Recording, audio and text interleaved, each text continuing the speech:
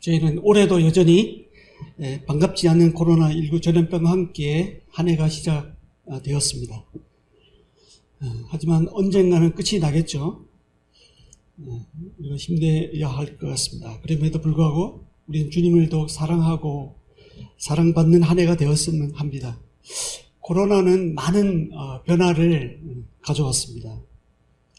특히 그 중에 가장 큰 또 하나의 변화는 종교를 떠나는 사람들이 늘어나고 있다는 것입니다. 얼마 전 프리서치 여론조사 기관이 미국 사회에서 조사한 것을 제가 본 적이 있습니다. 기독교가 미국 하면 기독교 국가라고 하잖아요. 근데 그게 무색할 만큼 변해가고 있는데요. 기독교가 78%에서 63%로 15%가 줄었다고 합니다. 그리고 다른 종교는 5%에서 6%로 소폭 늘어나고 무종교는 16%에서 29%로 13%로 증가하였다고 합니다. 기독교 63% 중에서 성인 21%가 가톨릭이고 40%가 개신교인데요. 이 수치는 10년 전보다 약 10% 하락한 수치라고 합니다. 특히 10명 중 3명이 3분의 1이 종교를 갖고 있지 않은 어떤 종교에도 속하지 않는 무종교라고 합니다. 이것은 10년 전보다 10% 증가한 수치입니다. 그만큼 미국 사회는 코로나로 세속화가 가속화되고 있다는 것을 보여줍니다. 이런 현상이 우리 어디 미국뿐이겠습니까? 우리나라도 마찬가지입니다. 저희 모임은 그나마 덜 영향을 받고 있지만 전체적으로 이 교회는 문을 닫을 정도로 큰 심각한 위기를 맞고 있습니다. 이제는 교회 가는 것보다는 집에서 앉아서 편안히 유튜브로 예배드리는 것을 더 선호하는 그런 경향이 있습니다. 영적인 위기입니다. 그 어느 때보다도 차라리 핍박받고 고난받고 우리가 어려움을 당하는 그 시기보다도 지금이 더 위기입니다. 말세의 징조를 다른 데서 찾을 것이 아닙니다. 바로 우리 자신을 보면 내 자신을 보면 말세라는 것을 알 수가 있는 것 같습니다. 제가 제 자신을 봐도 그런 것을 느낍니다. 주님 오심이 가까울수록 우리는 더욱 정신을 차리고 깨어 기도하면서 모이기를 힘써야 할 것입니다. 오늘은 주님께서 우리를 부르신 목적과 본질을 생각하면서 성령이 저희 교회에 하시는 말씀을 듣도록 하겠습니다. 마가복음 1장 14절에서 20절 말씀으로 부르심의 본질과 목적과 본질이라는 주제로 은혜를 나누겠습니다. 마가복음 1장 14절에서 20절입니다. 찾으셨으면 한번 같이 읽어보겠습니다. 14절부터입니다. 시작. 요한이 잡힌 후 예수께서 갈릴리에 오셔서 하나님의 복음을 전파하여 이르시되 때가 찼고 하나님의 나라가 가까이 왔으나 회개하고 복음을 믿으라 하시더라. 갈릴리 해변으로 지나가시다가 시몬과 그 형제 안드레가 바다에 그물을 던지는 것을 보시니 그들은 어부라. 예수께서 이르시되 나를 따라오라. 내가 너희로 사람을 낚는 어부가 되게 하리라 하시니 곧 그물을 버려두고 따르니라. 조금 더 가시다가 세베대 아들 야고보와 그 형제 요한을 보시니 그들도 배에 있어 그물을 깁는데 곧 부르시니 그 아버지 세베대를 품꾼들과 함께 배에 버려두고 예수를 따라가니라. 14절 첫 시작이 요한이 잡힌 후로 시작됩니다. 이것은 마치 무대가 바뀌는 장면을 연상케 합니다.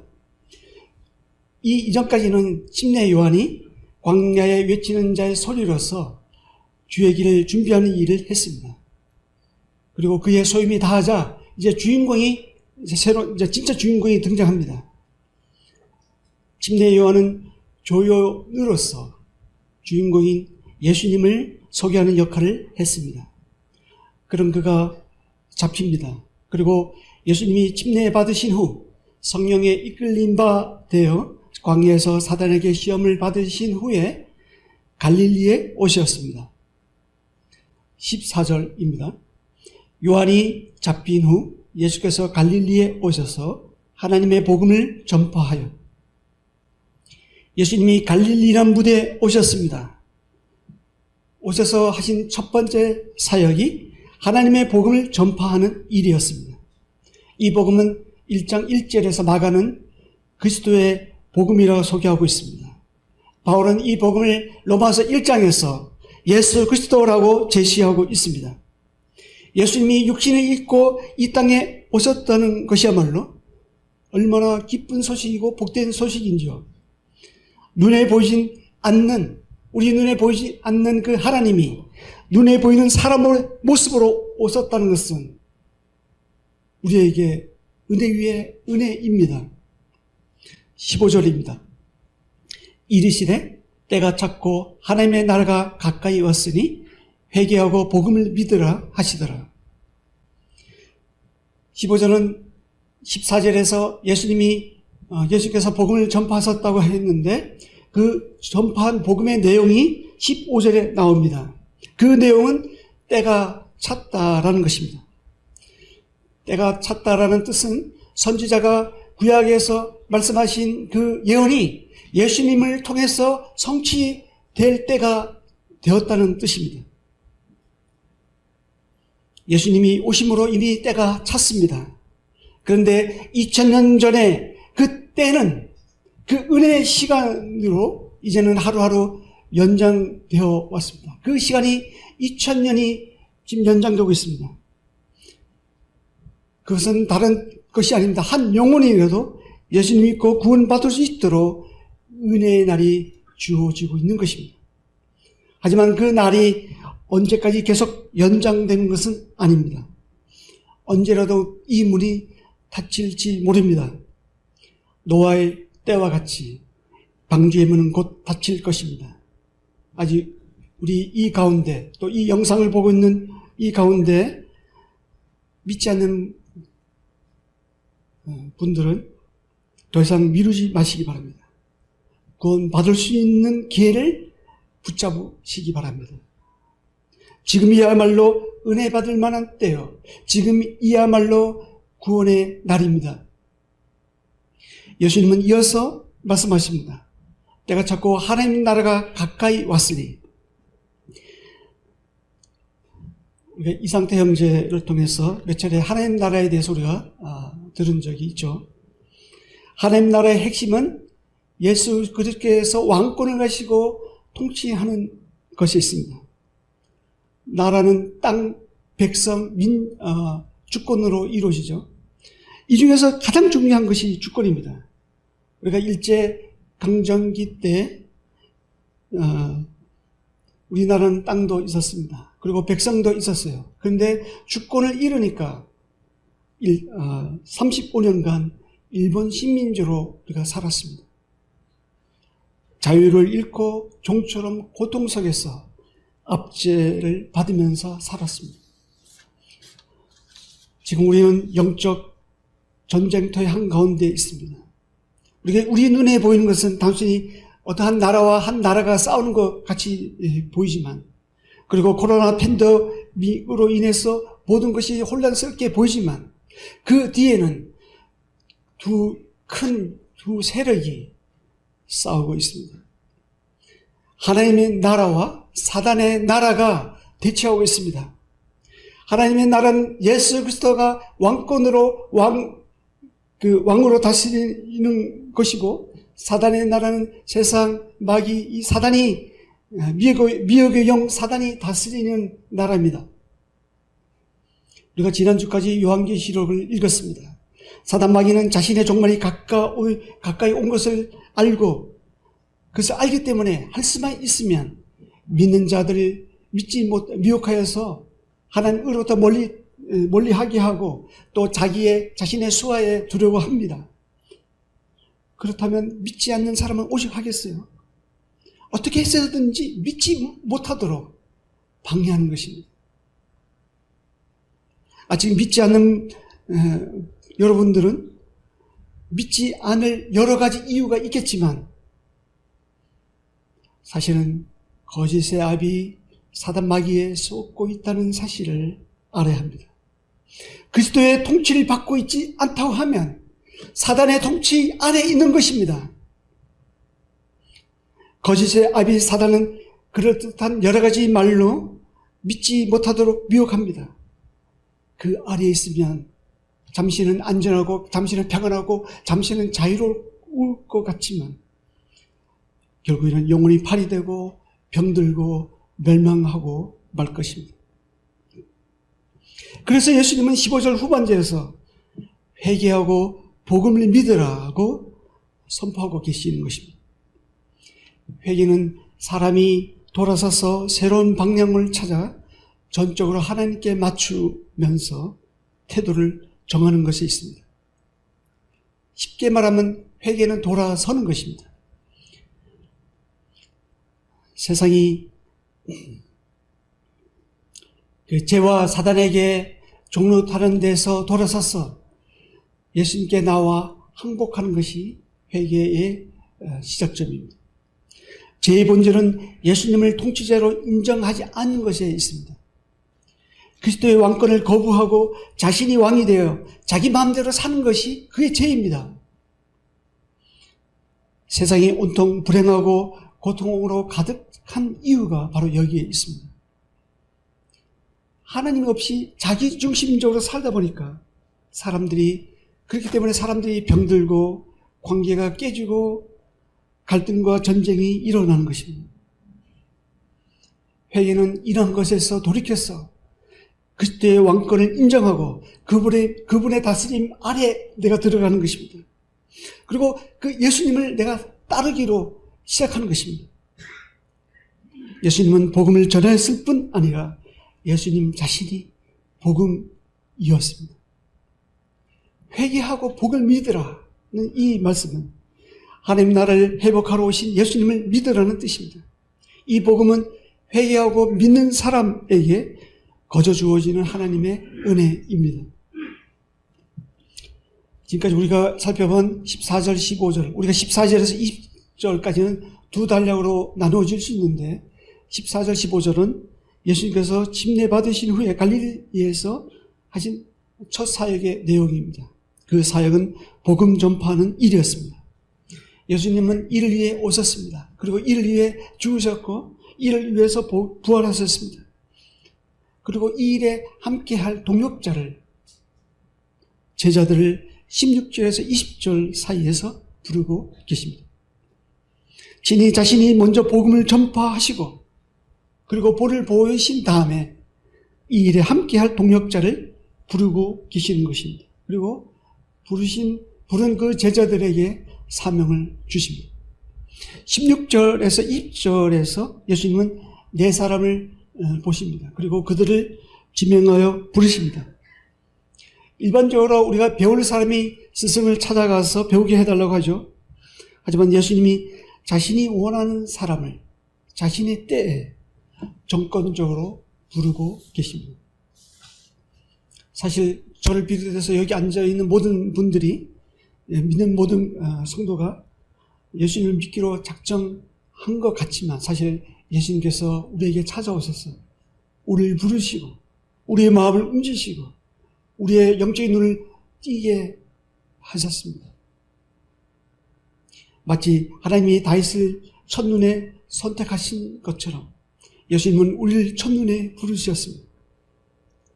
주님의 부르심은 위험이 있습니다.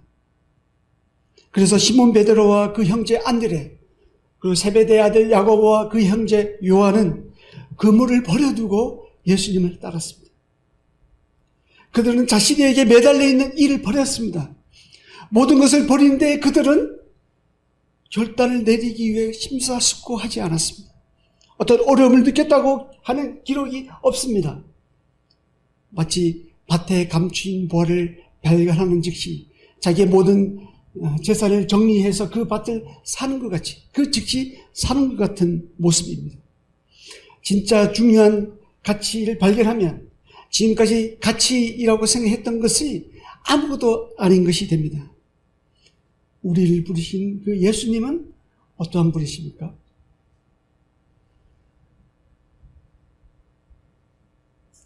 우리를 만나주신 그 예수님은 나에게는 어떤 분이십니까? 그분은 나에게 어떤 가치가 있습니까? 우리의 삶의 우선순위에서 몇 번째이십니까?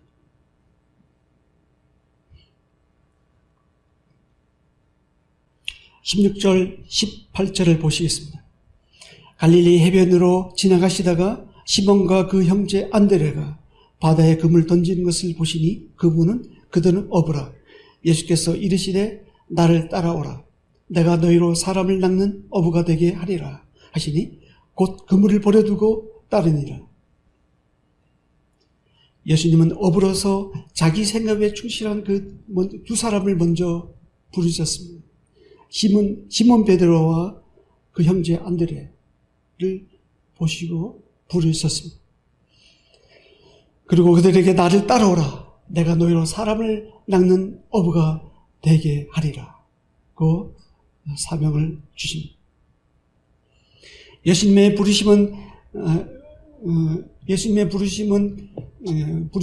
들은 이 두 사람은 지금까지 자신의 안녕과 행복을 위해서 그물을 던졌다고 하면 예수님의 부르심을 듣는 그 순간부터는 하나님의 나라와 그 왕국의 임금이신 예수 그리스도를 위해 그물을 던지는 사람으로 바뀌었습니다.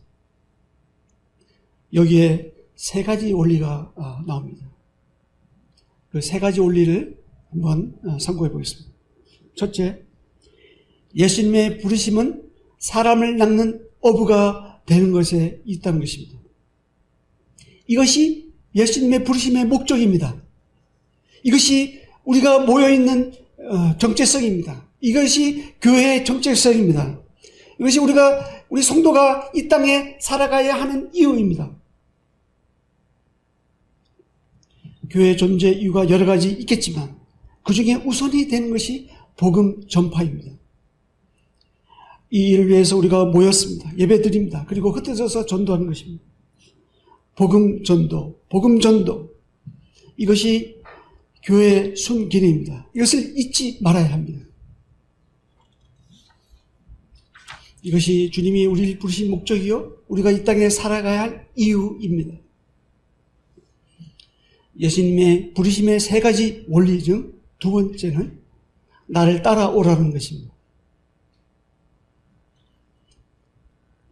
17절에 보면 예수께서 이르시되 나를 따라오라.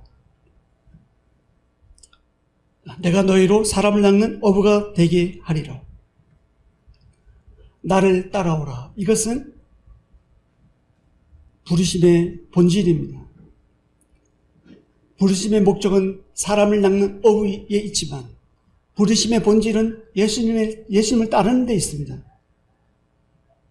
그러면 내가 너희로 사람을 낚는 어부가 되게 하겠다고 약속하십니다. 이것은 어떤 특정한 선교사나 어떤 특정한 훈련 받은 사람에게만 해당되는 것이 아닙니다. 모든 그리스도인들에게 똑같이 주어진 소명입니다. 복음 전파를 위해서 우리가 뭔가 특별한 기술이나 교육을 필요로 하지 않습니다. 한 가지 조건이 있다면 나를 따라오라는 것입니다. 이 부르심에 우리가 응하는 것입니다. 주님을 따르다 보면 예수님은 배 오른편에 그물을 내리라고 할 때가 있습니다. 그대로 순종하기만 하면 고기는 잡히는 것입니다.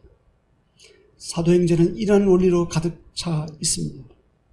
주님과 동행하면서 성령님의 인도하심을 따라 행하다 보면 어느새 믿는 자가 더해집니다. 이것이 성경의 원리입니다. 예수님은 너희가 사람 낚는 어부가 되기 이전에 먼저 나를 따라오라고 하십니다. 여기서의 따름은 모방이나 흉내가 아닙니다.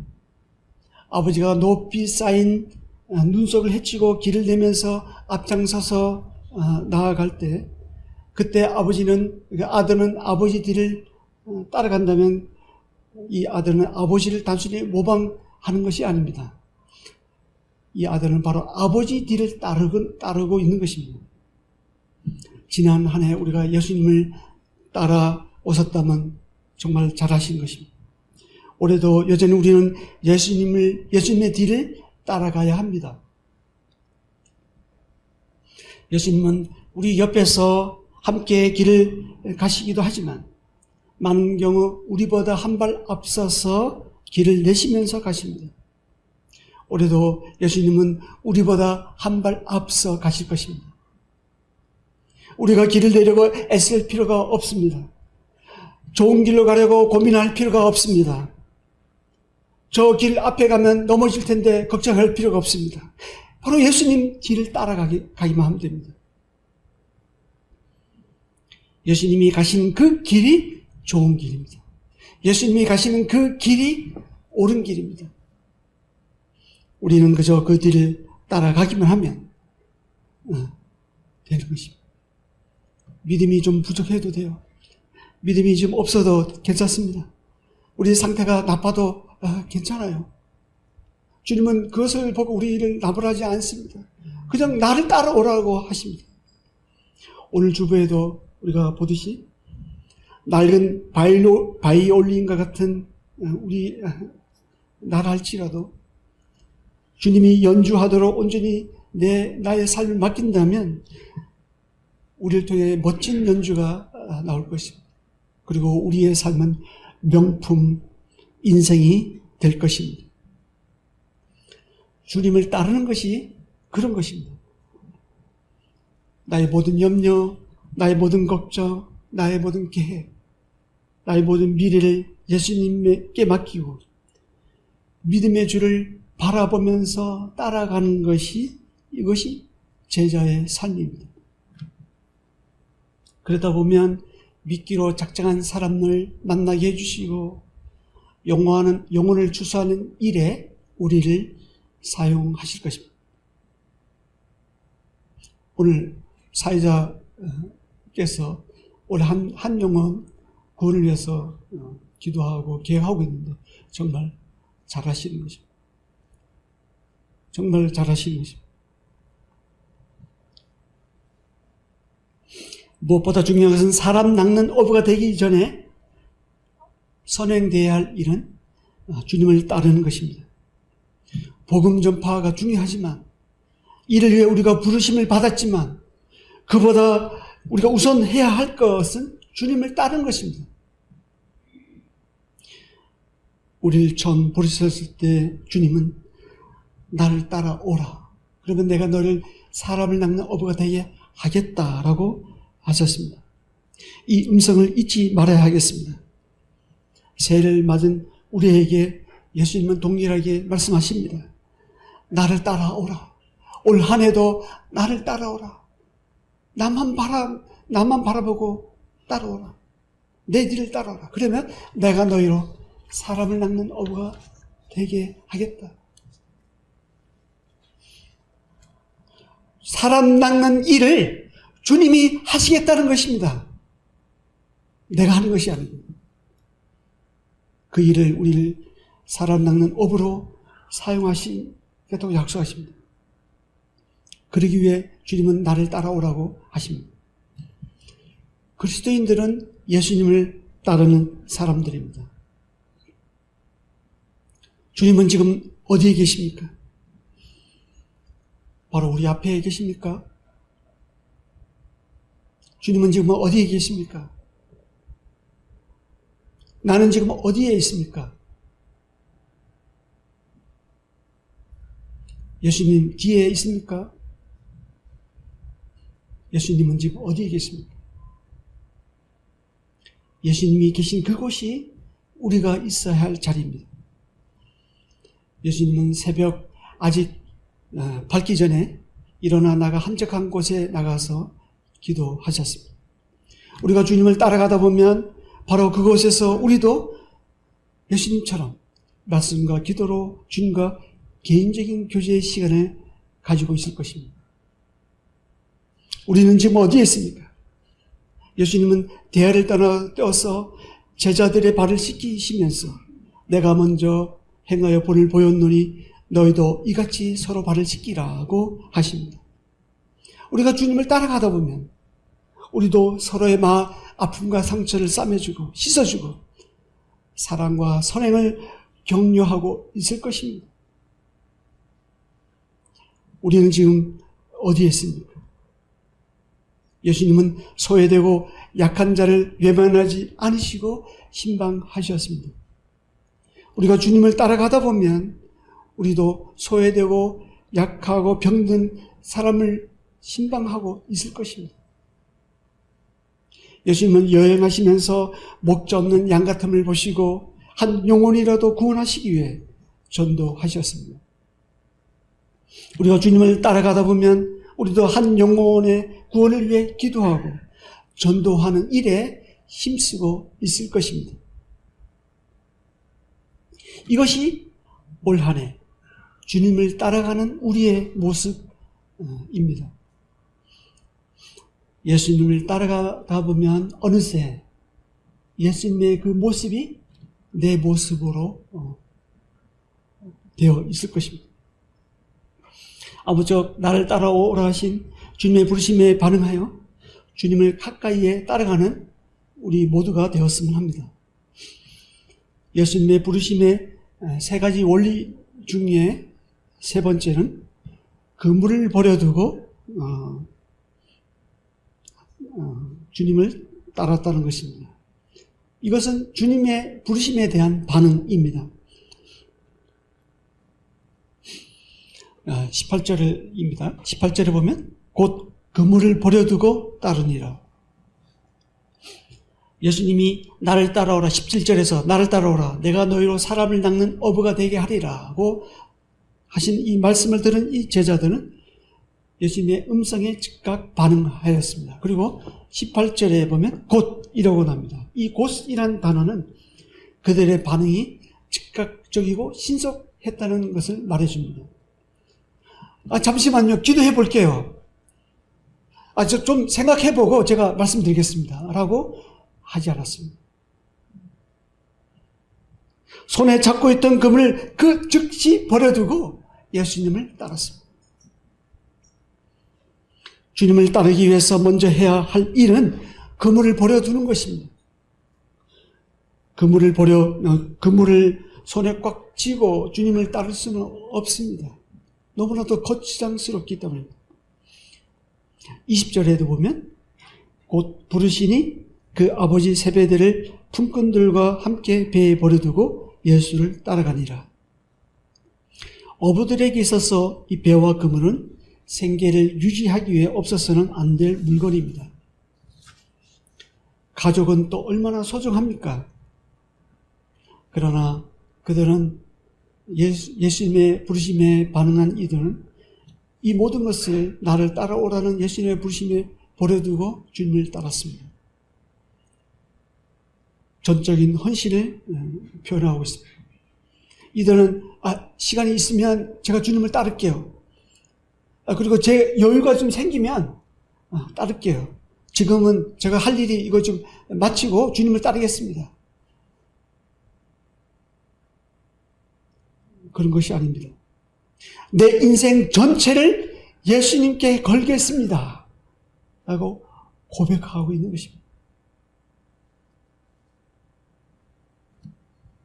사실 이 일에 있어서 예수님이 먼저 본을 보여주셨습니다. 예수님은 어떻습니까?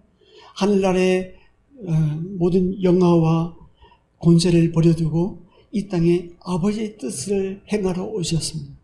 그리고 그 아버지 그 뜻은 무엇입니까? 잃어버린 자를 찾아 구원하는 일입니다. 그렇기 때문에 예수님은 그물을 버려두고 자신을 따르는 이 제자들이 지금 어떤 심정인지 잘 이해하고 있었습니다. 그래서 예수님은 이 모든 것을 더하여 줄 준비를 하고 계시는 것입니다. 먼저 그의 나라와 그 일을 구하면 이 모든 것을 더하여 주신다고 했잖아요. 예수님이 그 심정을 알기 때문에 내가 너의 삶을 책임져 주겠다. 내가 이 모든 것을 너가 구하지 않는 것까지도 내가 주겠다라고 이미 준비하고 계십니다. 오늘 본문에서 구원을 받는다는 것은 별거 아닙니다. 그물을 버려두고 예수님을 따르는 것입니다. 우리가 특히 부모 따라서 어릴 때부터 교회에 나오고 있는 이 자녀들, 여러분들은 왜 믿지 못합니까? 단순합니다. 그물을 잡고 예수님을 따르려고 하기 때문입니다. 우리가 죄를 회개하지 않고 복음을 믿을 수는 없습니다. 자기 중심적인 삶을 청산하지 않고 예수님을 구주로 영접할 수는 없습니다. 믿을 수는 없어요. 세상을 따르고 예수님도 따를 수는 없는 것입니다. 결코 그런 일은 가능하지 않습니다. 그물을 버려둘 때 그때 구주이신 예수님이 눈에 들어옵니다. 성도에게는 어떤가요? 예수님의 제자로서 부르심에 합당한 삶을 사는 것도 마찬가지입니다. 우리가 무엇을 먹을까, 무엇을 마실까, 무엇을 입을까 염려합니다. 이런 것들은 우리에게 중요한 문제죠. 의식주를 위해서 우리가 수고하고 그리고 가족 부양을 위해서 땀을 흘리는 것은 소중한 일입니다. 그리고 취미와 여가 생활하는 것도 필요한 일이죠. 그러나 예수님의 부르심은 이러한 기본적인 욕구를 초월합니다. 예수님의 부르심은 더 높은 차원의 부르심입니다. 예수님의 부르심은 영원한 하나님의 나라를 위해서 사는 데 있습니다. 예수님을 따르기 위해 우리가 지금 현재 다니고 있는 직장, 이 직업을 버리라는 뜻이 아닙니다. 생계를 위해 아무것도 하지 말라는 뜻이 아닙니다. 예수님을 따르는 것보다 세상에 집착하는 일을 버려야 한다는 것입니다. 우리는 재물과 하나님을 겸하여 섬길 수 없습니다. 회개하지 않고 복음을 믿을 수 없는 것처럼 세상을 붙잡고 주님을 따를 수 없는 것입니다. 그래서 예수님을 따르는 데에는 믿음이 필요합니다. 요한복음 21장에 보면 실패한 베드로가 다시금 갈릴리 호수로 갔습니다. 그는 전에 하던 그물을 다시 잡았어요. 그때 주님께서 찾아오셨습니다. 그리고 그런 그에게 배 오른편에 그물 내려라 하고 하셨습니다. 베드로는 오늘 본문에서처럼 처음 자신을 부르신 그 주님의 음성을 떠올랐습니다. 예수님은 그러한 베드로에게 내가 나를 사랑하느냐? 이렇게 3번 실어 물으셨습니다. 그러면 내 어린 양을 먹이라. 이렇게 3번씩이나 사명을 재확인시켜 주었습니다. 우리는 어떻습니까? 다시금 베드로처럼 이전 삶의 방식으로 돌아가 있지 않습니까? 그리고 전에 놨던 이 그물을 다시 잡고 있지 않습니까? 이 세상의 바다에서 자신의 행복과 야망을 던지고 있지 않습니까? 코로나는 빌미로 베드로처럼 주님으로부터 멀찍이 따라가지는 않습니까? 탈무드에는 생선과 사람은 3일만 놔두면 냄새가 난다고 합니다. 사람은 3일만 세상 속에 살면 벌써 마음이 죄로 물든다는 뜻입니다. 이 세상 환경 자체가 죄를 범할 수밖에 없는 곳이라는 뜻입니다. 우리는 예수님을 따르지 않고서는 죄로부터 자유로울 수 없는 존재입니다. 그래서 예수님은 나를 따라오라고 하십니다. 주님은 이 시간 말씀하십니다. 나를 따라오라. 이것이 주님이 우리를 부르신 본질입니다. 올 한 해도 우리는 주님을 바짝 붙여서 따라가야 합니다. 1미터 이내에 있어야 앞서 가신 예수님이 무슨 말씀하시는지 우리가 그 음성을 들을 수 있습니다. 그리고 어디로 가야 할지 궁금할 때 주여 다음 목적지는 어디십니까? 어디로 가시려 하시나이까? 라고 우리가 물을 수 있는 것입니다. 주님이 가신 그 길이 우리 보기에 험하고 좁은 길을 할지라도, 그 길이 사망의 음침한 골짜기가 우리 앞에 기다리고 있는다 할지라도 예수님이 우리와 함께 하시기 때문에 우리는 그 길을 갈 수 있는 것입니다. 가야 할 가치가 있는 것입니다. 우리 올 한 해 우리 앞에 어떤 길이 펼쳐질지 모릅니다. 특히 불확실한 코로나 때문에 불확실한 미래에 우리가 살고 있습니다. 그렇지만 예수님이 우리 앞에 한 발 앞서 가시기 때문에 우리는 올 한 해도 안심할 수 있는 것입니다.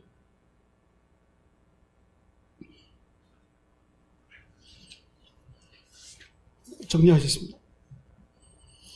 오늘은 마가복음 1장 14절에서 20절로 예수님께서 우리를 부르신 목적과 본질에 대해서 생각해 봤습니다. 예수님은 갈릴리에 오셨습니다.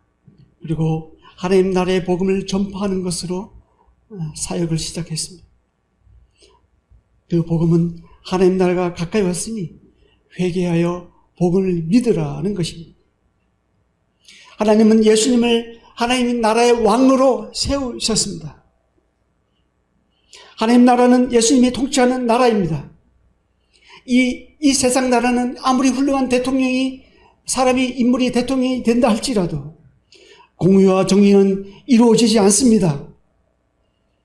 그러나 천년왕국 때 예수님이 왕으로서, 진정한 왕으로서 통치하게 되는 그때는 공의와 정의가 실현될 것입니다.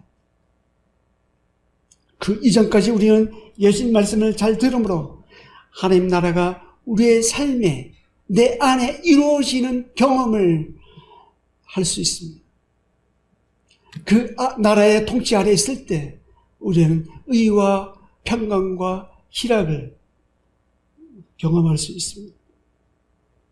신이 복음을 전파하신 예수님은 이 일에 함께할 제자들을 부르셨습니다.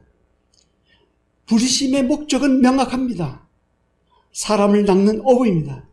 이것이 교회의 목적입니다. 교회가 존재하는 이유입니다. 우리가 살아가야 할 이유입니다.